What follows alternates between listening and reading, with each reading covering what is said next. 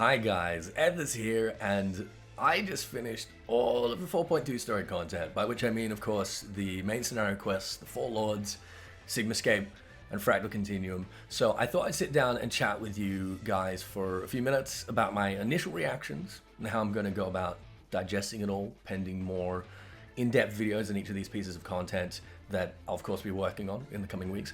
Naturally, if you're worried about 4.2 spoilers, then this might be one to skip for the time being, so fair warning. So first, let's chat about the main points of the MSQ. Firstly, the Garlean pursuit of Yotsuyu. It seemed readily apparent to me that the Garleans, having no knowledge of her memory loss, they'd want to recover Yotsuyu upon learning that she was still alive, or more specifically, they would want to plug the potential intelligence breach that she represented if she would remain in Doma custody. I thought back in 4.0 that this intelligence would be the most compelling reason for Gosetsu wanting to bring her back to Doma rather than just executing her or leaving her to die. But it seems that his priorities have changed quite dramatically. He was resigned to death, but he believes that the Kami have denied him this rest and deliberately placed Yotsuyu in his care, perhaps that they might both have a chance at redemption. We already know that Gosetsu carries a great burden of guilt for his collaboration, effectively, with the Garleans for so many years of the Doman occupation, before he and Lord Cayenne finally summoned the strength to rebel.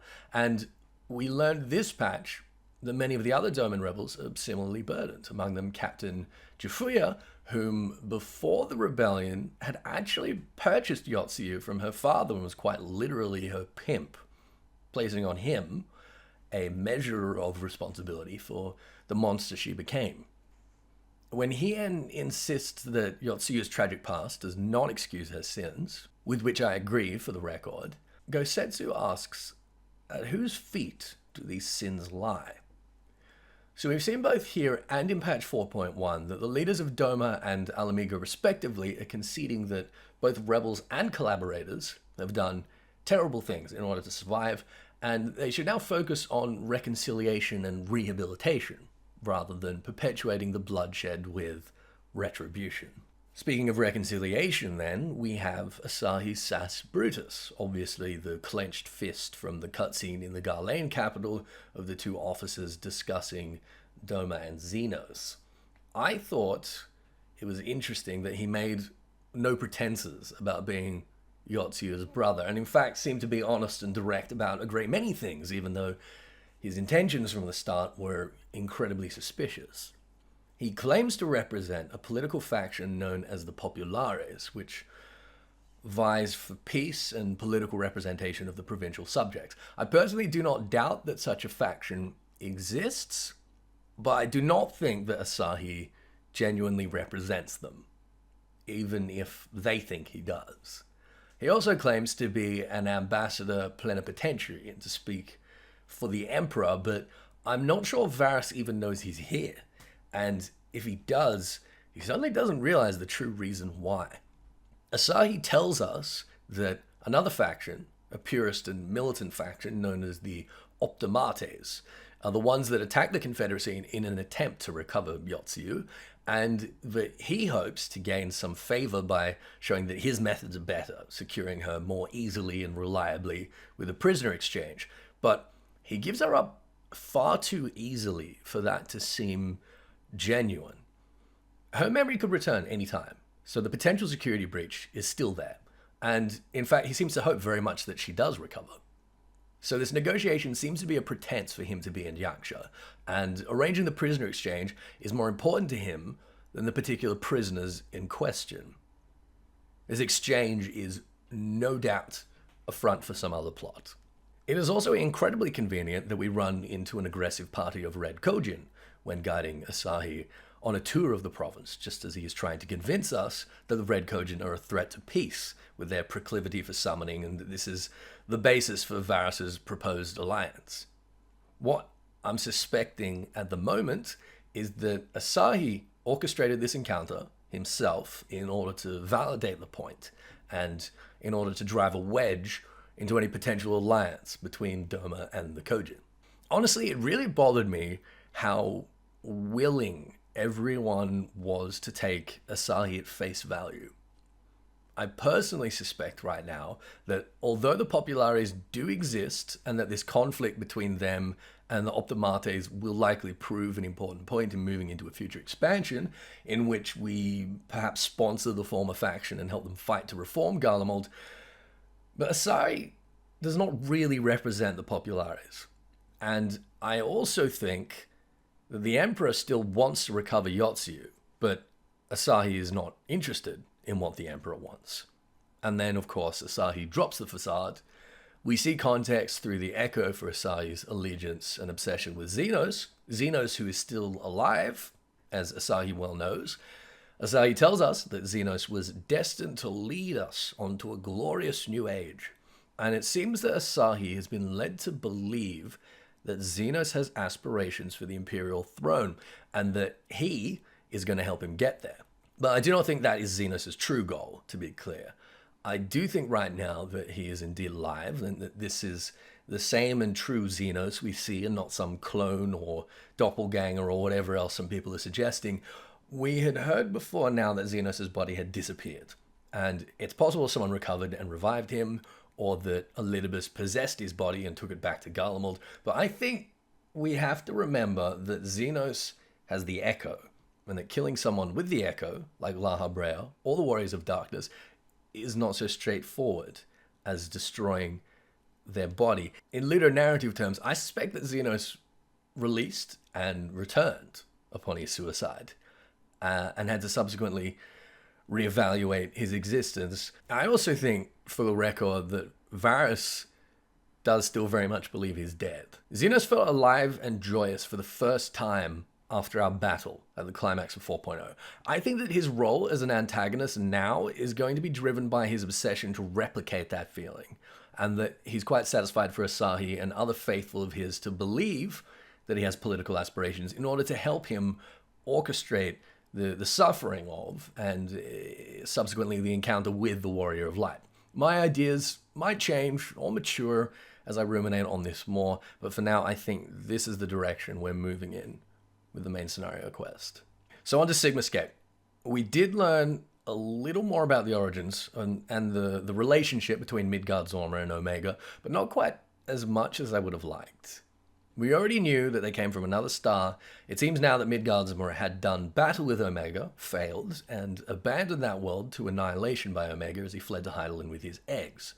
I'm not certain, but it seems that this other star might be quite separate from the shards that constitute the Sundering of Hydaelyn. That is to say, there might be, or at least once have been, even more to the universe of Final Fantasy XIV than the Source and the shards. We also had a confirmation of the nature of the covenant between Midgardsormr and Hydaelyn. Upon his arrival, Hydaelyn only granted sanctuary to the Great Worms in exchange for Midgardsormr's life. He surrendered his mortal body to her in the same way as the Warriors of Darkness did to Elidibus, so that he might act as her eternal guardian when required. And when it is not required, his soul presumably rests in the Lifestream, gathering strength for the next necessary intervention. Basically, Midgardsormr was the first Warrior of Light, which is pretty metal.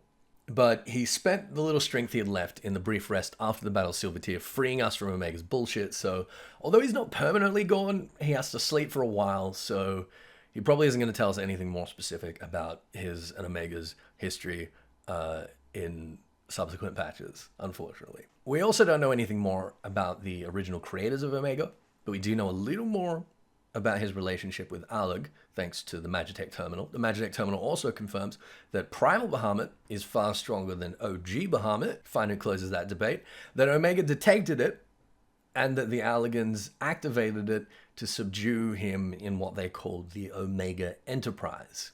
This was the first time they'd really completely activated Omega, and they did find a way to return it to stasis, albeit at great cost to the military and research divisions. I personally think this is a hint that our triumph over Omega is going to hinge on Cid's ability to figure out how the Allagans put it in stasis and replicating the process, because there's simply no way that we're going to defeat Omega mano a mano at its current power. Now, with the whole Final Fantasy VI and Kefka thing, I know that people are going to want to jump on that theory that 6 and 14 exist in the same multiverse somewhere, but given the precedents that previous Final Fantasy themes and characters exist in Final Fantasy XIV in the context of fairy tales and fables, of the references they inspired in the game's design. I think that the same thing is happening here, even though Sid and Nero can't pinpoint exactly how and where. I thought in the last tier that you could draw parallels between Exdeath and Xandes, for instance, and I think it's similar for Kefka and Amon, but I would say look forward to a future video with a slightly more comprehensive theory when I've had more time to think about it. Okay. Four Lords. Bit of a curveball for me. At first, I was thinking that we haven't seen anything until now that could explain the ontology of these auspices, of which the Fox Lady Fate is also evidently a member. Basically, they're animals that upon reaching the age of 1,000 years attain some kind of higher consciousness and begin exhibiting the personalities and intelligence of the spoken races, as well as developing magical powers. The strongest of these, the Four Lords, seem at a glance to be very much like primals, but they're not. Apparently, the ancient hero Tenzin was a warrior of light, whom could commune with animals as a consequence of the echo, and gathered these older and wiser animals, these auspices, around him as allies, and that after his death, they grew exponentially in strength via proximity to and attunement with his crystal of light, which they enshrined. Crystals of light give immense power to the people that wield them, case in point being our warrior of light. So it stands to reason that this also applies to other creatures.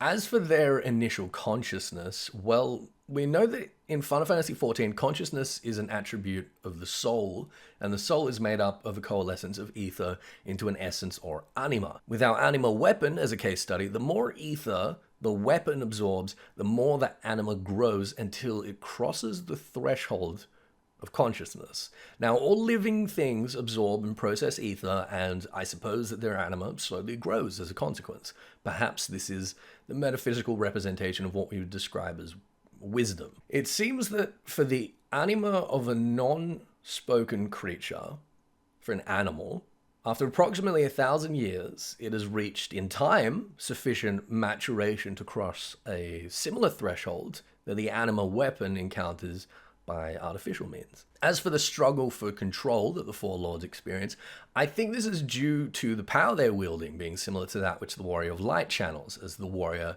or the Dark Knight, and that their challenges are subsequently similar to those we experience through those job quests. Anyway, you can expect, of course, a more in-depth and precise video on each of these things in the future, but that's my working theory for now. Fractal Continuum. Oh boy. A lot of you probably remember how much chub I got when we found the Ixalian in here at the start of the Heaven's Ward patch cycle, and how we realized then that the Ixali's fabled Eatlan was in fact Az's La, given that I'd been speculating and hoping that we would see Eatlan during Heaven's Ward. Well, one of Dezul Kalan's engineers has stolen an airship and gone to investigate himself, only to encounter just about the most mind-shattering existential crisis imaginable. We also have in here a bunch of prototypes for the Ultima weapon and the artificial intelligence systems that allowed it to emulate the attacks of various icons, and that was very cool. Have no doubt that I am super excited to do a lore tour of this place for all of you guys real soon. Now, there's a few other side pieces. For instance, I appreciated the time taken to give the Doman refugees and Revenant's Toll a sense of resolution and closure, rather than just having them appear back in the Enclave in Yanxia in the next patch, given how attached them we've become through the main scenario quest, really since Realm Reborn. But that's pretty much it for the 4.2 story stuff. I'm really enjoying this patch, and I think, aside from story, that all the fights, all the level design have been absolutely magnificent. I know there were some more instancing problems on day one, and while I hope they fix the instance servers finally, I am glad that they're not compromising the instance-based storytelling, because I think it's really effective. I think it's a really great way to deliver the story. I'm having a total blast progging as well on Savage, some of which you'll be able to catch on Twitch. And like I say, I'm going to start diving into 4.2 video content over the next several weeks, probably starting with a Fractal Continuum hard mode lore tour, because come on, you know, you guys get it. Anyway, for now, thanks a bunch for watching. Super special thanks to my patrons, and I'll catch you all real soon.